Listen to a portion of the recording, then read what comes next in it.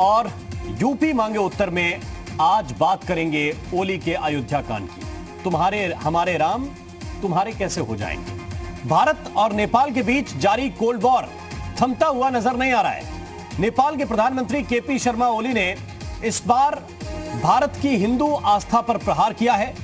ओली ने भगवान राम के जन्म स्थान को लेकर अपने ज्ञान की पोटली खोली और कह दिया कि भगवान राम का जन्म भारत में नहीं नेपाल में हुआ था। ठसक के साथ यह दावा भी कर दिया कि भगवान राम की जन्मस्थली अयोध्या में नहीं है बल्कि नेपाल के वीरगंज के ठोरी में है। इधर ओली के बयान पर अयोध्या के साधु संत और राम भक्त भड़क उठे और कहा कि माओवादी नेता का दिमाग खराब हो गया है।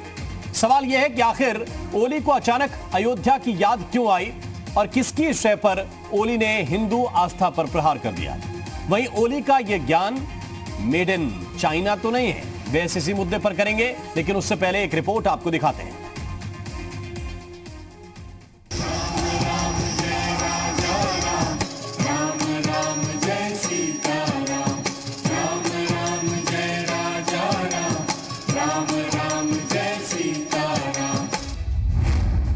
ओली ने खोली अपने ज्ञान की पोटली। भगवान राम पर भारत विरोधी बोली। किसके इशारे पर ओली पधारे? बोले भगवान राम नहीं तुम्हारे। हिंदुस्तान के इलाकों पर फर्जी दावा करने वाले नेपाल के प्रधानमंत्री केपी शर्मा ओली अब भारत के श्री राम और अयोध्या पर दावा ठोक रहे हैं। सरयू किनारे जिस अयोध्या में भगवान श्री राम ने जन्म लिया, पले बड़े, जो कण कण में हैं, रज रज में रचे बसे हैं, अब उन मर्यादा पुरुषोत्तम की कुंडली बांचने के लिए नेपाल के वो प्रधानमंत्री आ गए हैं जिनकी कुर्सी कब चली जाए इसका ही ठिकाना नहीं। जो राम हमारे हैं उन पर नेपाली पीएम केपी शर्मा ओली ने ऐसा ज्ञान दिया है कि तरस भी आता है और गुस्सा भी। ओली ने विवादित बयान देते हुए कहा कि राम नेपाल में पैदा हुए थे और इसी नेपाली राम से माता सीता की शादी हुई थी। इस आधार पर वे असली अयोध्या भी नेपाल में ही बता रहे हैं। यहाँ को जनकपुर वहाँ को अयोध्या भन्थ्यो भने कहाँ छोरीको बिहे गर्न खोजिया छ, कसले के गरे, त्यस बेलाका जमानामा न टेलिफोन न मोबाइल। भारत से खराब होते रिश्तों के बीच नेपाल के प्रधानमंत्री केपी शर्मा ओली ने एक नया विवाद छेड़ दिया है। ओली के अनुसार अयोध्या नेपाल में वीरगंज के पश्चिम में थी। ओली ने भगवान राम को नेपाली बताया तो भारत के साधु संत और राम भक्त भड़क उठे और कहा कि इस माओवादी नेता का दिमाग खराब हो गया है। भगवान राम को नेपाली बता दे, हनुमान जी को नेपाली बता दे, उनके बताने से कुछ नहीं होता है। पूरी दुनिया जानती है कि मर्यादा पुरुषोत्तम प्रभु श्री रामचंद्र जी अयोध्या में पैदा हुए थे, श्री कृष्ण मथुरा में पैदा हुए थे। केपी शर्मा का दिमाग सटक गया है।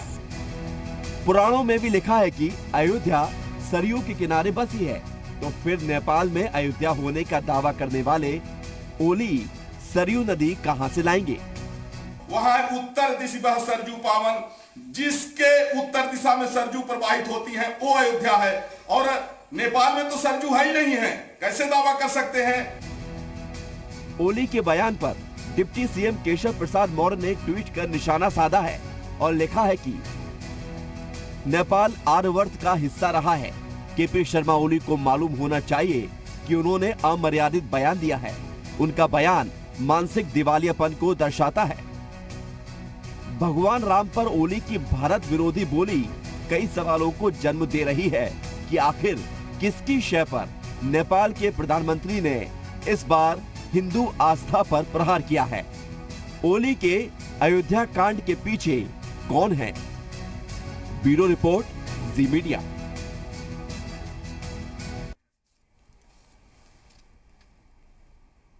और आइए चर्चा की शुरुआत करते हैं। एक बहुत खास पैनल इस वक्त हमारे साथ जुड़ा हुआ है। समीर सिंह जी हैं हमारे साथ, प्रवक्ता है भारतीय जनता पार्टी के। राजेश मिश्रा जी हमें ज्वाइन कर रहे हैं, कांग्रेस पार्टी के नेता हैं। हमारे साथ इस वक्त राजीव दास जी भी जुड़ गए हैं, आप महंत हैं हनुमानगढ़ी मंदिर के, और रवि भट्ट जी हमारे साथ इस वक्त हैं, इतिहासकार हैं। शहजाद अब्बास साहब इस वक्त हमारे साथ जुड़ गए हैं, नेता हैं समाजवादी पार्टी के। बहुत बहुत स्वागत आप सभी मेहमानों का। लेकिन सबसे पहले मैं, इससे पहले कि पॉलिटिकल चर्चा में आऊं, राजीव दास जी, केपी शर्मा ओली पिछले कई दिनों से कई विवादित काम कर रहे हैं, लेकिन यह स्वभाव क्या दर्शाता है कि आप भगवान की जगह को ही मानने से इनकार कर रहे हैं, तीर्थ को तीर्थ मानने से इनकार कर रहे हैं? इसकी क्या वजह आप देखते हैं?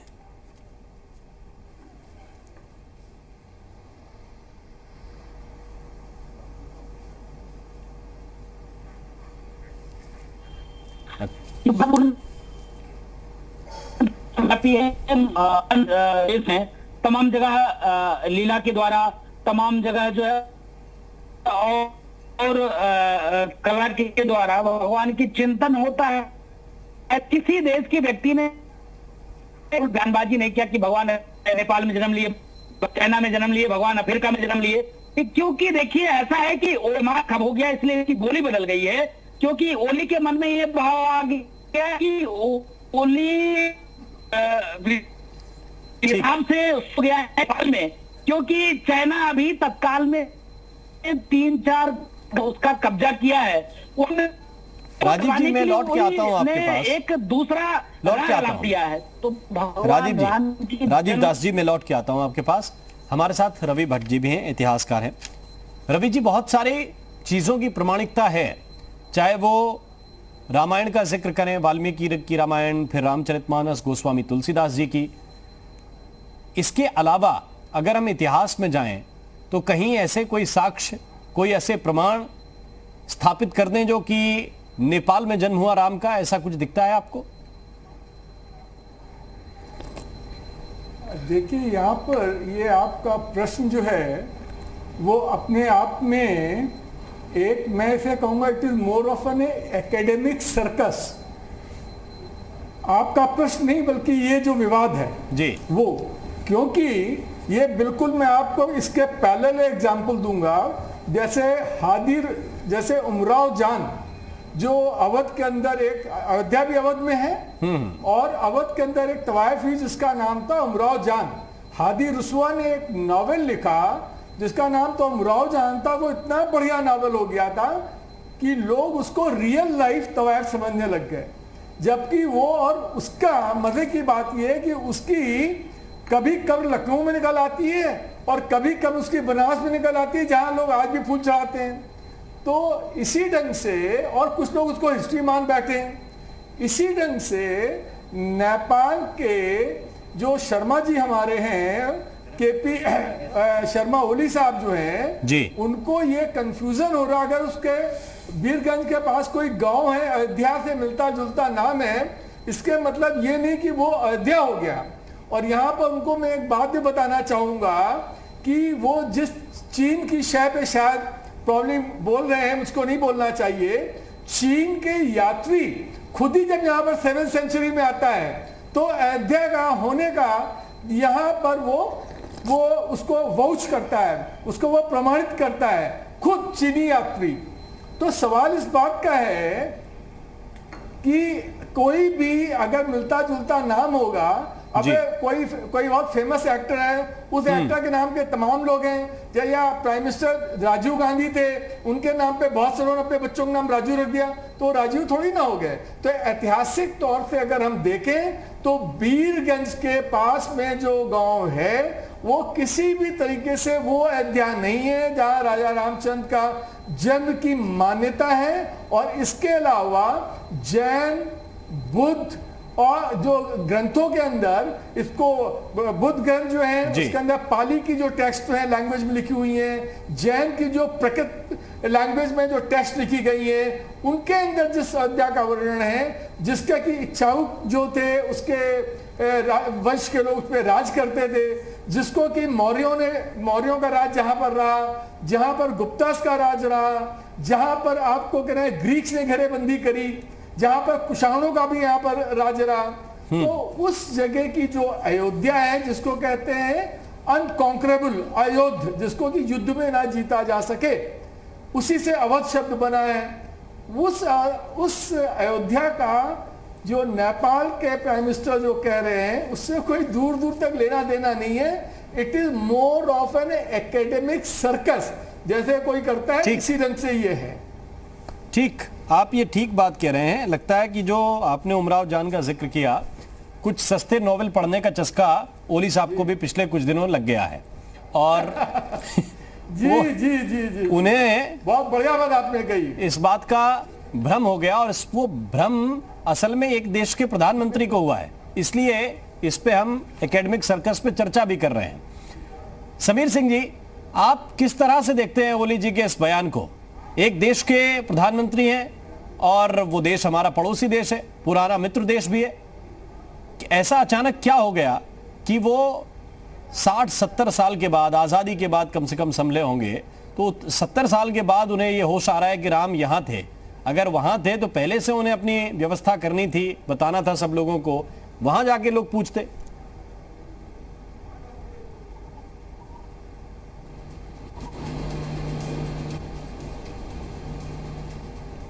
दिया है, और ये बयान बताता है कि उनकी ये मानसिक दिवालियापन का प्रमाण है।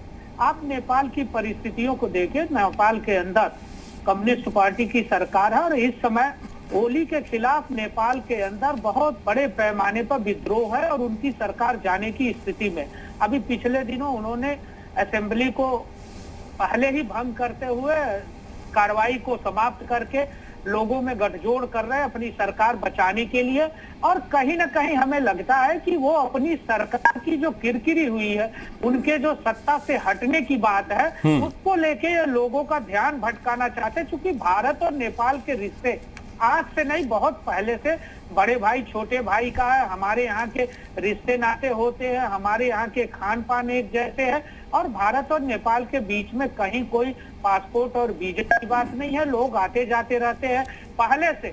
हमारे यहाँ नेपाल का गोरखा रेजिमेंट है, हमारे यहाँ नेपाल के रिश्ते ऐसे हैं, लगता ही नहीं है कि वो कोई पड़ोसी देश है, बल्कि हम उसको भाई मानते हैं। और कहीं ना कहीं ओली की पार्टी और ओली की मानसिकता कम्युनिस्ट मानसिकता है, और कम्युनिस्टों के मन में सदैव भारत के देवी देवताओं के बारे में, भारत के सांस्कृतिक विषयों के बारे में, और भारत की पौराणिक विषयों के बारे में खंडित करना, उनको कलंकित करना, उनको विवादों में डालना, ये कम्युनिस्टों के जेहन में रहा है। रही बात राम के अयोध्या की, तो ये सुप्रीम कोर्ट ने भी स्वीकार कर लिया, आयकर लाजी के सर्वे में स्वीकार हो गया कि अयोध्या ही राम की नगरी है, और सुप्रीम कोर्ट की इतनी बड़ी बेंच ने फैसला दिया, और अयोध्या में राम का भव्य मंदिर बनने जा रहा है। इस नाते मैं जानता हूं और कह सकता हूं दावे के साथ कि पूरी दुनिया ने स्वीकार किया है कि अयोध्या राम की नगरी है, और भव्य राम के मंदिर का रास्ता प्रशस्त हो रहा है। ओली अपनी समस्याओं से घिरे हुए हैं नेपाल के अंदर, उनकी सरकार जाने वाली है, और वो अपना ध्यान भटकाने के लिए कहीं ना कहीं पूरी दुनिया में मीडिया का और अपना छीछा ले, ठीक, वो ध्यान भटका रहे हैं। लेकिन राजेश मिश्रा जी हमारे साथ। मिश्रा जी, क्या लगता है आपको कि एक देश के प्रधानमंत्री बिना तथ्यों के इतनी हल्की बात उन्हें करनी चाहिए? देखिए, उनको बिल्कुल नहीं करनी चाहिए थी, और ये शाश्वत सत्य है कि अयोध्या में भगवान श्री राम जी की जन्मस्थली है, और ये पूरे हिंदुस्तान के लोगों के आस्था का केंद्र है अयोध्या। और उसमें यदि इस तरह का विवाद यदि कोई देश या किसी देश का प्रधानमंत्री करता है, तो ये सही है कि लगता है कि वो व्यक्ति या तो विवेक शून्य है, या तो उनके दिमाग का दिवालियापन है। जो व्यक्ति इस तरह की बात कर रहा है, चाहे वो पुरातत्व विभाग हो, या भारत की न्यायपालिका हो, या आम जनमानस की मानव भावना हो, ये सब अयोध्या से जुड़े हुए हैं, और सबका ये मानना है, पूरी दुनिया का ये मानना है कि अयोध्या ही भगवान श्री राम की जन्मस्थली है। अब जो सबसे बड़ी चीज़ है कि नेपाल के प्रधानमंत्री की इतनी हिम्मत कैसे पड़ी कि इस तरह का बयान दिया। आपने अभी समीर सिंह जी से जब पूछा है, तो आपने कहा कि आखिर वो बयान इस तरह का क्यों दे रहे हैं, किसके इशारे पे दे रहे हैं। और कम्युनिस्ट आइडियोलॉजी के प्रधानमंत्री, इसलिए ये बयान दे रहे हैं। देखिए, सबसे बड़ी चीज़ क्या होती है कि नेपाल के बारे में भाई समीर सिंह जी भी बोल रहे थे कि गोरखा रेजिमेंट उनका हमारे यहाँ है, उनके लोग हिंदुस्तान में आके नौकरी करते हैं पिछले 60-70 सालों से। जो हिंदुस्तान में खासकर उत्तर प्रदेश के पूर्वांचल में और बिहार के हिस्से में जो वॉचमैन होते हैं रात को, उसमें मैक्सिमम नेपाली होते हैं। और मैंने जो पीएचडी की है, मेरी पीएचडी भी रही है कम्युनिस्ट पार्टी नेपाल करके, तो मुझे 6-8 महीने काठमांडू रहने का अवसर भी मिला। इस विषय पे मैंने काम किया इस पे जी। जो सबसे बड़ी चीज होती है कि नेपाल ऐसा देश जो हिंदुस्तान पे निर्भर रहता है, आज उसका प्रधानमंत्री यदि इस तरह का बयान दे रहा है तो ये मानना पड़ेगा कि ये हमारी अपनी कमजोरी है। आज हिंदुस्तान के अगल बगल के जितने देश हैं, हम अपनी जब विदेश नीति की चर्चा करते हैं तो भूटान ऐसा देश पानी रोक देता है। अभी 2 महीने पहले नेपाल ने एक नया नक्शा अपनी पार्लियामेंट पे पेश कर दिया और उसमें हिंदुस्तान के भूभाग को कहने लगा कि ये हमारा है। वहां से पास भी कराया, दोनों हाउस से पास भी करा लिया। ये क्या दर्शाता है? ये दर्शाता है कि हमारा देश, हमारे देश की जो सरकार है उसकी विदेश नीति ऐसी हो गई कि आज हिंदुस्तान के सराउंडिंग जितनी भी कंट्रियां हैं जी, या तो 1-2 कंट्री है जो थोड़ी सी न्यूट्रल है, बाकी सब हमारे विरोध में खड़ी हो गई। और वो इसलिए हुआ है कि आप बताइए, हम अमेरिका के राष्ट्रपति से तो दोस्ती कर रहे हैं, जापान के राष्ट्रपति से हम बात करते हैं, इजराइल के राष्ट्रपति से हम मिलते रहते हैं, उसे अपना दोस्त करते हैं। आप ये कह रहे हैं और जो हिंदुस्तान के सराउंडिंग जितनी भी कंट्री हैं उनसे हमारे संबंध कम हो रहे हैं, कमजोर हो रहे हैं। ये मतलब सबसे बड़ी जी, ये फॉरेन पॉलिसी की ये सबसे बड़ी बात होती है कि जो हमारे अगल बगल के देश हैं उनसे हमारे रिश्ते अच्छे होने चाहिए। सामान्य व्यक्ति ये कहता है कि हम अपने जिस मोहल्ले में रहते हैं, हमारे घर के बगल वाला व्यक्ति से हमारे संबंध अच्छे होने चाहिए। और आज हिंदुस्तान के सराउंडिंग जितनी भी हमारी कंट्री हैं, सब हमारे विरोध में खड़ी हो रही हैं। ये कमजोरी कहीं ना कहीं से हिंदुस्तान की सरकार की है। और मैं तो ये कहना चाहता हूं कि जो 56 इंच का सीना है, जो विश्व गुरु बनने की क्षमता जो बताई जाती है, नेपाल और भूटान ऐसा देश हमें झुका दे रहा है, हमारे कर रहा है, हमारे आस्थाओं पे चोट पहुंचा रहा है। क्या हम हिंदू राम को लेकर भगवान राम पे हमारी आस्था का विषय है। ये फॉरेन पॉलिसी की कमजोरी है, आपको भी यही लगता है?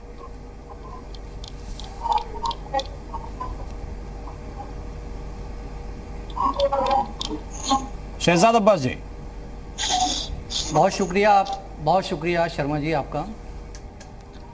देखिए, बचपन से हमने जो स्टडी की और ग्रेजुएशन और पोस्ट ग्रेजुएशन तक जो हमने पढ़ाई की या हमने लॉ की डिग्री हासिल की है, उसमें हमको कहीं पे भी ये नहीं मिला है कि श्री रामचंद्र जी का जन्म जो है वो नेपाल में कहीं दिखाया गया हो। अनेक तरीके की रिसर्च हुई हैं। हमने जो रिसर्च में पढ़ा है उसमें हमको ये लगा है 5114 ईस्वी पूर्व श्री रामचंद्र जी का जन्म समय 12:05 पे 1 जनवरी को हुआ है, अयोध्या के अंदर हमने ये पाया है। लेकिन जी, अब आप देखिए कि उसके ऊपर सवाल उठाए जा रहे हैं। या तो हम ये समझते हैं कि भारत की जो विदेश नीतियां हैं वो गलत हैं। हमारे इतिहासकार बैठे हुए हैं, अभी उन्हीं ने जो बातें कही, हमारे बड़े हैं, हमको उनके आशीर्वाद की ज़रूरत है। लेकिन उनको जो उन्हीं ने अभी उदाहरण दिया है, एक मतलब जो उदाहरण उनका है उमराव जान से, वो उनको इस पर नहीं देना चाहिए था। उदाहरण के लिए उनके पास बहुत सी चीज़ें थी, उससे दे सकते थे। प्रभु राम का जन्म जो हुआ वो हो या उनकी जो शिक्षाएं हैं वो पूरे संसार में हर कोई उनकी शिक्षाओं पे, उनकी नीतियों पे चलता है। हम खुद उनकी शिक्षाओं पे अमल करते हैं, जो उनकी अच्छी चीज़ें बताई हुई हैं उन पे अमल करते हैं। अगर उन्होंने अपने माता पिता की सेवा करने को कहा है तो हम उस पर भी अमल करते हैं। हमको उनकी सेवाओं पे पूरा, जो उनकी शिक्षाएं हैं उनके ऊपर पूरा भरोसा रहता है। अब आप देखिए कि भारतीय जनता पार्टी की जो नीतियाँ हैं वो नीतियां इतनी खराब हैं कि कहते थे कि प्रधानमंत्री जो अमेरिका के राष्ट्रपति हैं उनसे हमारे संबंध बहुत अच्छे हैं। इतने अच्छे संबंध हैं कि कोरोना की दवा की अभी जरूरत पड़ी क्लोरोक्विन की, तो उन्होंने धमकी दे दी कि अगर आप नहीं देंगे तो आपको परिणाम भुगतना पड़ेंगे। चीन से आपने संबंध बताए तो क्या हुआ, नेपाल से आपने संबंध बताया तो क्या हुआ, क्या बताया कि राजीव दास जी के पास में चलता हूं, है उनके वो बहुत देर से इंतजार कर रहे हैं, कहीं समीर सिंह जी जवाब देंगे आपकी बात सरकार का। की जो नीतियां हैं ठीक, वो राजीव बेपनाह दास जी। खराब हैं, जिसका नतीजा ये हो रहा है। अब हिंदुस्तान के अंदर बात की जाए तो हिंदुस्तान के अंदर क्या हो रहा है वो सबके सामने पूरा देश देख रहा है उसको। सुन लीजिए विषय देखिए भटकाने की नहीं है, विषय है कि ओली द्वारा भगवान राम के अस्तित्व को मानने, मतलब अयोध्या जन्मस्थली न मानना, ये विषय है। इस विषय पे हम लोग चर्चा करें तो अच्छी बात है। अब हम बीजेपी को कोसें, फलाने को कोसें, इससे काम नहीं चलेगा। ये नीति वो नीति तो हिंदुस्तान की इतनी जबरदस्त है, इस समय में पॉलिसी इतनी जबरदस्त है कि पूरे विश्व में जो हमको आंख दिखाता था दुनिया, वो इसमें डरती है, दबती है। इस पे मुझको राजनीतिक विषय पे चर्चा नहीं करना है। विषय है कि धार्मिक महंत जी 20 आदमी 20 हमारे सोल्जर मार दिए गए और उसके एवज में टिकटॉक बंद किया गया। क्या जो है ये उसका क्राइटेरिया है, ये उसका पैमाना है, ये उसका पैमाना है। महन जी आप बताइए हमको कि 20 हमारे शहीद कर दिए गए, उनके परिवार LAC के मसले पे डिस्कस नहीं कर रहे हैं अभी, बंद किया। क्या ये LAC पे लंबी चर्चा हो चुकी है, LAC पे लंबी चर्चा हो चुकी है और भारत का भी ये अब्बास साहब, हम कोई राजनीतिक व्यक्ति नहीं है, हमारी बात को सुनिए, दूर तक जाएगी सुनने की क्षमता, प्लीज अब्बास साहब सुनने की क्षमता भी रखिए। पूरा देश दुनिया भगवान आपको देख रही है, हम लोग इस पे तू मैं करेंगे, लड़ाई करेंगे, दुनिया क्या सोचेगी। विषय है देखिए सनातन धर्म से जुड़ा हिंदुस्तान और नेपाल मैं लमसम, अब्बास साहब आप बता दें कि लमसम नेपाल की जो हिंदू की आबादी है लमसम 70% हिंदुओं की आबादी है वहां पर, उसके बाद अदर और लोग हैं। तो इसके नाते बेटी और हमारे जो पारिवारिक रिलेशन नेपाल से हैं, तो हम लोग लगातार जो मान जी मैं लौट के आता हूं, मुझे एक छोटा सा ब्रेक लेना पड़ेगा यहाँ पे। इसी बात से मैं वापस आऊंगा जो आप कह रहे हैं कि हमारा रिश्ता बेटी का है, रोटी का है, फिर इन रिश्तों के बीच में हमारे मित्र देश के प्रधानमंत्री इतने बहक क्यों जाते हैं, क्या उसकी वजह है, और जो उन्होंने बात कही उसमें क्या इतनी सी भी सच्चाई हो सकती है, इसी को लेकर चर्चा कर रहे हैं। एक छोटा सा ब्रेक ले रहे हैं, तुरंत हाजिर होते हैं। ब्रेक के बाद स्वागत है आपका। चर्चा इसी बात को लेकर कर रहे हैं कि ओली को आखिर क्या हो गया है, क्यों वो भारत के लोगों की आस्था पर सीधा हमला करते हैं, सीधा अटैक करते हैं और भगवान राम की अयोध्या को उनका जन्म स्थान न मानकर ये बताते हैं कि उनका जन्म नेपाल में हुआ था। हमारे साथ खास पैनल जुड़ा हुआ है और महंत राजीव दास जी के पास हम फिर चलते हैं। राजीव दास जी, आप यही कह रहे थे कि बेटी का रिश्ता है, सीता माता का विवाह हुआ भगवान राम के साथ और फिर रोटी का रिश्ता है। दोनों रिश्ते जब हैं तो क्यों इतनी बात बिगड़ रही है कि अचानक याद आ रहा है कि नहीं साहब, अयोध्या जो फैजाबाद जिला है या अयोध्या जिला जिसका नाम हो गया है वो वहां नहीं है, सरयू के किनारे वाली नहीं है, नेपाल वाली है। ये क्यों हो गया? देखिए ऐसा है कि ओली साहब कम से कम जो धार्मिक ग्रंथ हैं, वेद है, पुराण है, शास्त्र है, उसका भी मनन करना चाहिए, या तो फिर प्राचीन जो संस्कृति है उसका भी अध्ययन करना चाहिए। जैसे उन्होंने ये तो स्वीकार किया वामपंथी कम्युनिस्ट लाल सलाम कभी किसी की अस्तित्व को नहीं मानता है, किसी देवी देवताओं को नहीं मानता है, फिर भी एक क्या उनकी मजबूरी रही कि उन्होंने माना तो कि भगवान राम नेपाल में जन्म लिए। लेकिन देखिए ऐसा है कि अयोध्या भगवान राम की जन्मस्थली है, सरजू जी के तट पे अयोध्या का वास है और भगवान राम की ये जन्मस्थली। अभी मैं कह रहा था, कभी महोदय बहुत नाराज हो रहे थे हमारी बात पे, नाराज होने वाली विषय नहीं है, ये राजनीतिक मामला नहीं है, ये आस्था का मामला है। और मैं कहूंगा कि मैं किसी भी धर्म के बारे में किसी भी प्रकार का कोई भी बयानबाजी नहीं करता हूं। अभी महोदय अब्बास साहब बोल रहे थे, हम अभी उनके धर्म के बारे में किसी प्रकार के टीका टिप्पणी करें तो मामला होता है विदेश में और यहाँ दंगा होता है, यहाँ लोग मार दिए जाते हैं, यहाँ तमाम दंगे होते हैं, इस पे भी उनको चर्चा करना चाहिए, ऐसा नहीं है। लेकिन हम लोग इस चीज की चर्चा नहीं करते।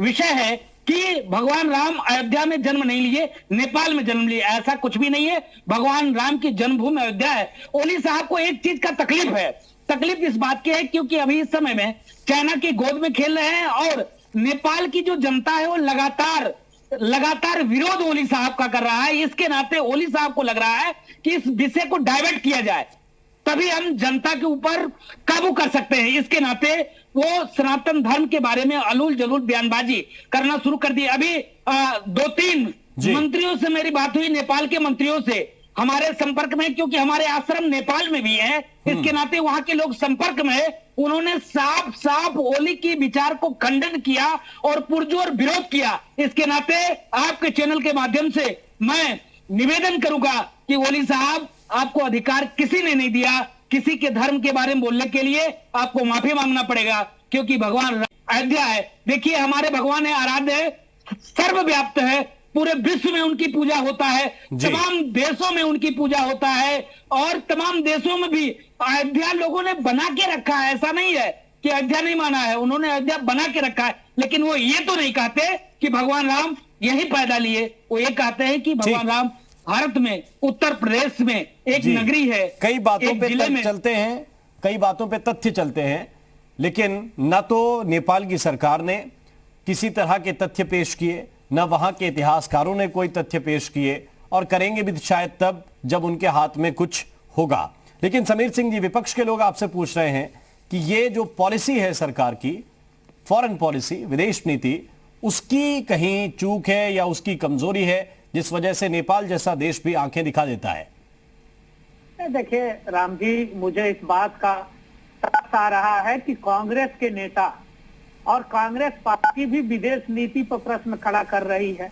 जिस कांग्रेस ने अपने सरकार में रहते चाइना को जमीन कब्जा करने की अनुमति दी, पाकिस्तान को भारत में आतंकवाद फैलाने की अनुमति दी, जिसके नेता राहुल गांधी चाइना के एम्बेसी के लोगों के साथ भारत विरोधी गतिविधियों के आगे बढ़ाने के लिए एक सेकंड, एक-एक करके भोज करते हैं, एक-एक करके अब्बास जी, मैं आऊंगा आपके पास। कांग्रेस पार्टी आज विदेश नीति पर प्रश्न चिन्ह खड़ा कर रही है। मुझे तो इस बात पर तरस आता है कि कांग्रेस को एक बार अपना इतिहास देखना चाहिए। मैं फिर एक बार बहुत स्पष्टता से कहना चाहता हूं कि नेपाल के प्रधानमंत्री ओली ने अपनी कुर्सी बचाने के लिए, वहां के उनके खिलाफ माहौल को डाइवर्ट करने के लिए नेपाल के तमाम ऐसे पूर्व प्रधानमंत्री और नेताओं ने उनके बयान को खंडित किया। कहीं कोई ये विदेश नीति का इशू नहीं है। भारत ने सदैव नेपाल का सहयोग किया, नेपाल ने उसको स्वीकार किया। चाहे भारत ने अभी पिछले दिनों जब भूकंप आया था, बड़े पैमाने पर प्रधानमंत्री गए और सहयोग किया। ऐसा नहीं है कि कोई विदेश नीति गड़बड़ हो गई और ओली ने कोई विदेश नीति में परिवर्तन कर दिया।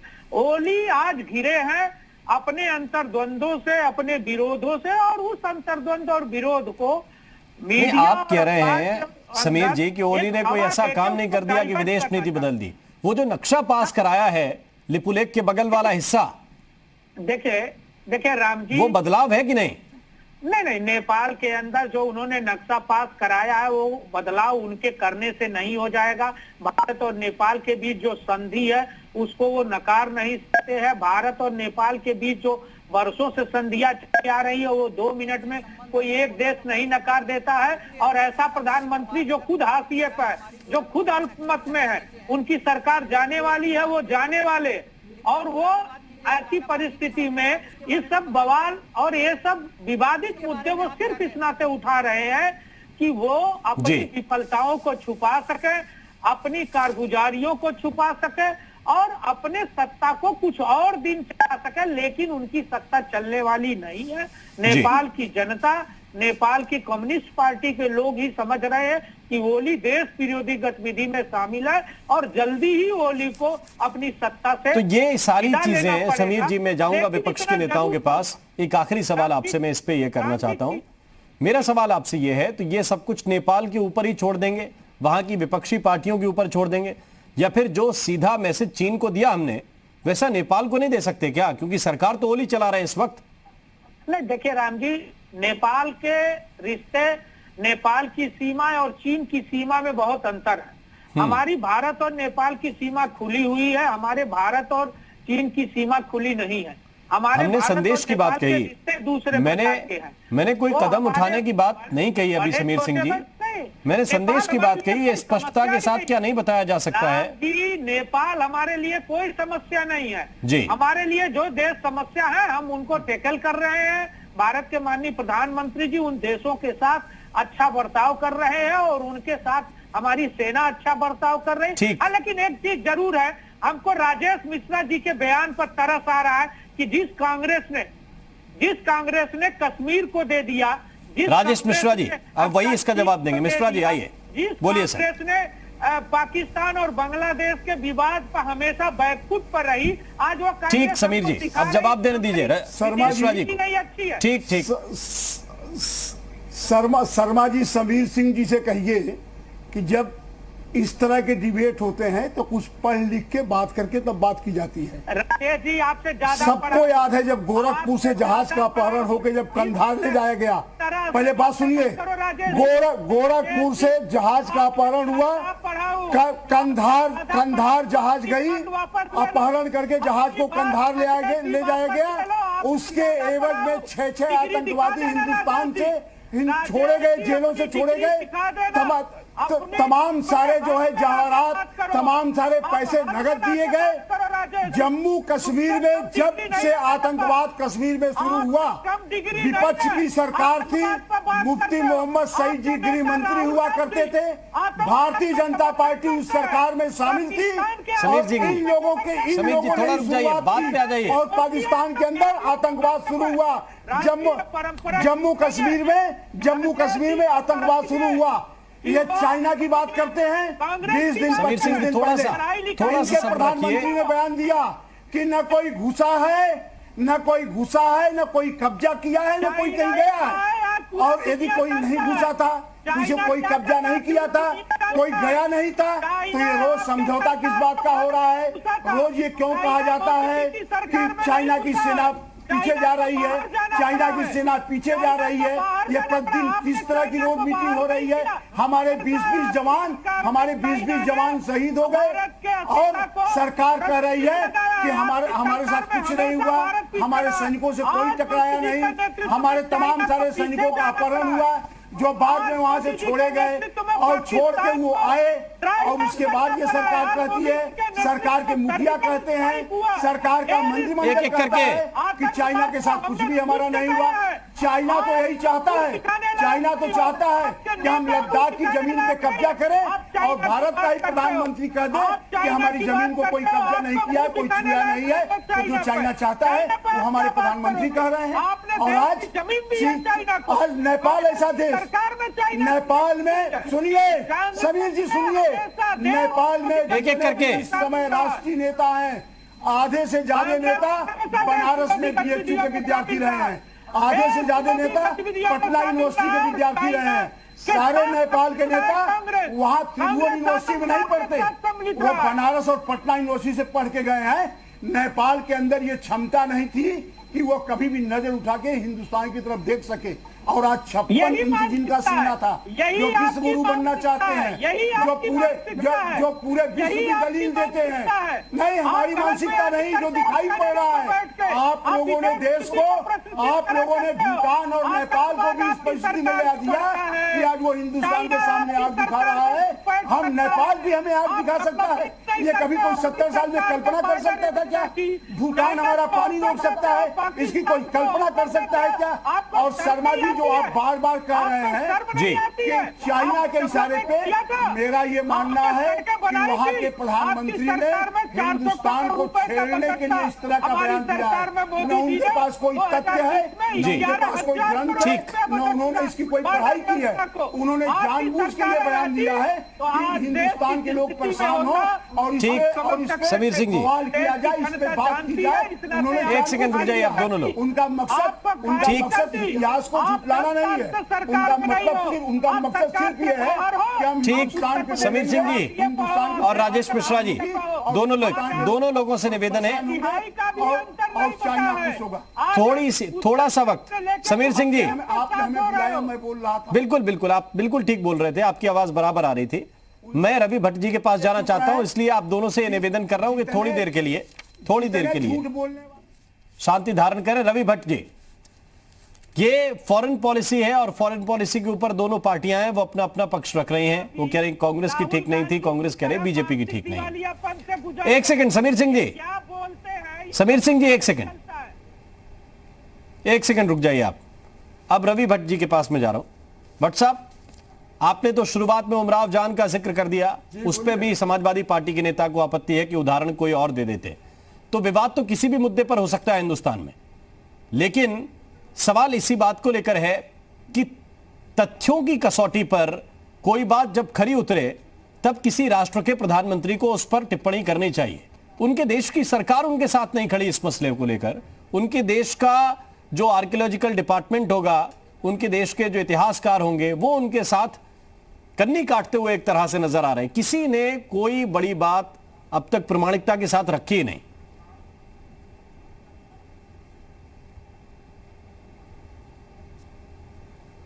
रवि जी, आप सुन नहीं पा रहे क्या? जी जी जी देखिए, बोलिए। हाँ, आप बीच में नहीं सुन पाया था लास्ट में। Now I will continue. जी। पहली बात तो मैं ये कहना चाहूंगा कि मेरे स्टेटमेंट पे कोई भी पॉलिटिकल आदमी अगर कमेंट करता है तो आई generally I choose to avoid it, ignore it. So I'll not go on that. Number one.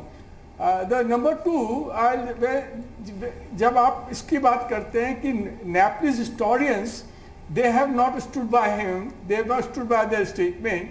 The simple is, it's very simple, because in Nepal also, as we all very well know, basic level पे हम जानते हैं कि वहाँ की population की majority Hindu है और बुद्धिस्ट भी है। जी। और जो मजे की बात यह है कि when we write history, तो history is written on, there are different sources of the history, and mythology by the way is also one of the sources.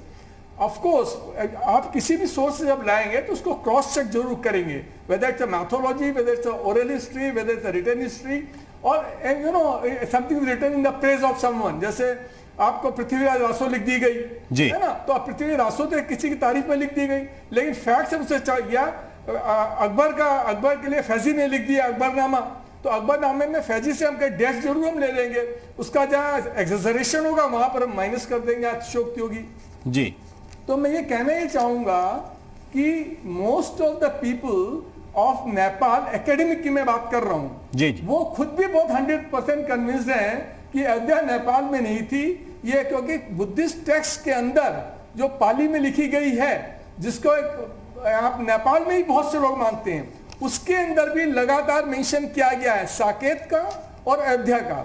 Jains के भी जो 24 तीर्थकर थे, उनमें से 5 और इवन पहले जो थे आदिनाथ, वो भी वहीं पैदा हुए थे। गौतम बुद्ध वहां पर 16 साल कहा जाता है कि आके वहां पर रहते। Saket and Ayodhya same. इसका पार्टिकर बेडकर जो बाहर के ऑक्सफोर्ड के हिस्टोरियंस हैं, they are also confirming it. As per them it is 2200 BC की है, बिफोर कॉमन एरा है। और ये जो आपके रामायण है, रामायण के हिसाब से 6673 ईयर old है, and that again comes back to the Mahabharata also. So when we start covering mythological sources and you know the historical source, the chronology which is written in the different courts of जो भी रहे हैं आपके rulers रहे हैं, चाहे वह इक्ष्वाकु वंश के रहे हैं, जिसके कि 63 नंबर के राजा दशरथ जो थे, वो इक्ष्वाकु वंश के जो क्षत्रिय थे, उनका राज अयोध्या में था, उसके 63rd जो थे वहाँ के रूलर थे। तो हम चाहे उससे लें तो, या फिर हम यहाँ पर जो कौशल महाजनपद था, जी जनपद हुआ करते थे, उसमें महाजन्म होता था, कौशल की राजधानी हुआ करते अयोध्या। अब आप ये देखिए कि 4th सेंचुरी के अंदर पाटलिपुत्र के अंदर जो यहाँ पहले मौर्यों का राज था, और उसके बाद जब गुप्ता का आया तो स्कंदगुप्त जो था, it is suppose to be, it is not 100% sure, but हमें ज्यादातर चांसेस बात के, उसने पाटलिपुत्र के अंदर चूंकि बाढ़ काफी आती थी, इसलिए कैपिटल शिफ्ट कर दी थी अयोध्या के अंदर यहाँ पर। और उसी टाइम पे उसने अयोध्या का जिक्र चूंकि बाल कांड के अंदर आता है, रामायण के अंदर भी आता है, महाभारत के अंदर भी आता है, और इसके बाद में उसी ने इसको फिर से रीनेम करा, क्योंकि बीच में जो बुद्धिस्ट पीरियड था उसके अंदर इसमें साकेत, और जैन पीरियड में साकेत का इसमें काफी जिक्र था, तो उसने ही अगेन रीनेम्ड इट। और बुद्धिज्म और जैनिज्म जो अपनी चरम सीमा पर वहां पर था, लेकिन जैसे ही 4th सेंचुरी के अंदर फिर से ब्राह्मिकल जो थी, ब्राह्मणवादी जो थी, वो फिर से यहाँ पर जो थी हिंदुओं की, वो यहाँ पर हावी होने लगी, और तब उसका उसमें जिक्र भी है कि जो आपके स्कंदगुप्त है उसने ब्राह्मणों को कितना वहां पर दान दिया, and that is part of a written history. बिल्कुल, वो आपको पार्ट रिटन में उसका मिलेगा। इतिहास उसके हो बाद या में उससे यहाँ पहले पर ये जब लिखे गए कमजोर ग्रंथ पड़ने हो, लग गए, इतिहास हो और चाहे उससे पहले लिखे गए ग्रंथ हो जिसका आप जिक्र कर रहे हैं रवि भट्ट जी, उसमें एक बात कॉमन है, चाहे साकेत कहें, चाहे कौशल कहें और चाहे अयोध्या कहें जी, उसके आसपास की जो भौगोलिक परिस्थिति है उसमें सरयू नदी का होना बहुत महत्वपूर्ण है। तो नदी होगी और किस दिशा में होगी? जी बिल्कुल। स्कंद पुराण में जो राम जन्मभूमि को लेकर विवाद था, जिस पर निर्णय दिया माननीय सुप्रीम कोर्ट ने, उन्होंने बाकायदा एक स्कंद पुराण के वैष्णव कांड का श्लोक कोट किया है और कोट करते हुए उसमें लिखा है, तस्मात् स्थानत ऐशाने राम जन्म प्रवर्तते जन्म स्थान मिदम प्रोक्तम मोक्षादि फल साधनम। उस जगह पे फिर आगे लिखते हैं, विघ्नेश्वरात पूर्व भागे वशिष्ठादुत्तरे तथा लौमशात पश्चिमे भागे जन्म स्थानम तथा स्मृतम। साफ साफ लिख दिया कि जैसे आज रजिस्ट्री होती है कि प्लॉट के बाईं तरफ फलां का प्लॉट है, वो चौहद्दी पूरी प्लॉट के दाएं तरफ रवि भट्ट जी का मकान है, प्लॉट की उत्तर दिशा में सबीर सिंह जी बैठे हैं। तो जो चौहद्दी खींचने की बात है स्कंद पुराण में खींच दी गई। तो स्कंद पुराण नेपाल वालों को कोई पढ़ाए ओली साहब को तो संभवतः उनको समझ में आए कि वो किस चीज का जिक्र कर रहे हैं, और उनको अथर्ववेद के अंदर भी जिक्र है जी। तो अथर्ववेद में भी इसका जिक्र है। उसी का बात मैं कर रहा था। शहजाद अब्बास साहब, ये मैं आ रहा हूं समीर सिंह जी, बहुत कम वक्त बचा है, शहजाद अब्बास साहब की एक टिप्पणी में ले लूं।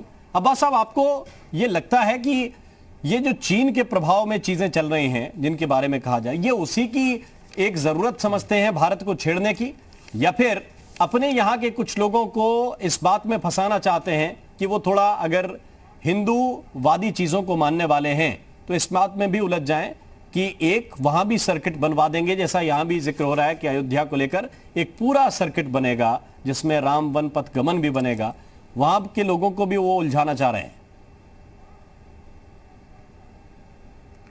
देखिए, नेपाल जो है इस वक्त चीन के हाथों में जो है वो खेला जा रहा है पूरी तरीके से, और चीन उसको इस्तेमाल कर रहा है नेपाल को। इसी वजह से वो धार्मिक भावनाओं को भड़काने का काम कर रहा है कि लोग जो हैं वो हिंदुस्तान के धार्मिक भावनाओं में उलझ जाएं। लेकिन हमने अभी पहले बात कही थी, महेंद्र जी, मैं बहुत क्षमा के साथ आपसे कहना चाहूँगा कि मैंने कोई ऐसी बात नहीं की थी जो किसी को भी उससे दुख पहुँचे। मैं कभी भी कोशिश यही करता हूँ कि मेरी बात से किसी को भी कोई परेशानी ना हो, ना कष्ट हो उसको जी, और मैं पूरा सम्मान करता हूं। मैंने भी श्री रामचंद्र जी के बारे में बहुत कुछ पढ़ा है और मैंने उनके जन्म का समय भी आपको बताया और तारीख भी बताई कि हो सकता है आगे पीछे हो, लेकिन हमने चीजें बताई हैं। मैंने तो सिर्फ इस बात पे आपत्ति की थी कि भारत की नीतियां बहुत, विदेशी नीतियां बहुत खराब हैं। छोटा सा मुल्क है नेपाल जो हमको आंखें दिखा रहा है ना। तो हमारी विदेश नीतियां क्या होना चाहिए? अगर एक उदाहरण दिया जाता है कि बच्चे को पालो तो सोने का निवाला खिलाओ, लेकिन देखो शेर की निगाह से। तो आप ये समीर साहब ये अभी बात कह रहे थे कि वहां पे अगर जब भूखा वो आया था, जलजला आया था वहां पे, तो हमारे प्रधानमंत्री जी ने वहां पे जाके मदद की थी, वो किया था, अच्छी बातें हैं। लेकिन उसके बाद भी अगर वो अपने देखो शेर की निगाह से जमीन को ये बात आपकी शहजाद साहब पसंद आई, तो हमारी नीतियां क्या होना चाहिए? थोड़ा सा डर तो होना चाहिए के साथ कहें, यही हमको समीर सिंह जी, बहुत कम वक्त है, हमने क्या किया कि 20 हमारे जवान शहीद हो गए और हमने उसको टिकटॉक को बंद कर दिया। टिकटॉक से हम कंपेयर कर रहे हैं, हम कंपेयर नहीं कर सकते। खून का बदला खून है। अगर हमारे 20 जवान मारे गए हैं तो भारत को उनके 20 जवानों को मारना चाहिए था, तब बात होती, तब हिंदुस्तान का परचम जो है बुलंद होगा। कब तक हम दबते रहेंगे? हम पाकिस्तान से दब जाएंगे, हम चीन से दब जाएंगे, छोटे से नेपाल जैसे मुल्क से हम दब जाएंगे। समीर साहब, हमको देश के अंदर इन बातों को उलझाइए ना। सवाल आपसे कुछ पूछा जाता है, जवाब आप कुछ देते हैं। आप जो सीधा सीधा आप कांग्रेस को कोसिए, कभी आप समाजवादी पार्टी को कोसिए, काम आप कुछ नहीं कर रहे हैं। कोरोना में 9 लाख लोग जो है हिंदुस्तान के अंदर पीड़ित पड़े हुए हैं, और आप जो है उन परिवारों से, उन पीड़ितों से। चलिए सर, समय आज हमारे पास इतना ही इजाजत दे रहा है। बहुत बहुत शुक्रिया, बहुत बहुत धन्यवाद आप सभी मेहमानों का हमारे साथ इस चर्चा में जुड़ने के लिए। बड़ी बात यही है कि हमारे इतिहास में, हमारे ग्रंथों में सिर्फ राम का जिक्र नहीं है, उनसे पहले की एक लंबी पीढ़ी का जिक्र है जो ब्रह्मा से शुरू होती है, फिर मारीच, फिर कश्यप, फिर नीचे आ जाएंगे तो इक्ष्वाकु, ये पृथु होके रघु तक पहुंचती है, बीच में भगीरथ भी आते हैं और रघु के बाद फिर अज दशरथ होते हुए राम तक जाती है। क्या इतनी चीजों का खंडन या इससे जुड़े हुए सबूत नेपाल के पास हो सकते हैं? ये अपने आप में सवाल है। हल्की बात किसी देश के प्रधानमंत्री को नहीं करनी चाहिए। यूपी मांगे उत्तर में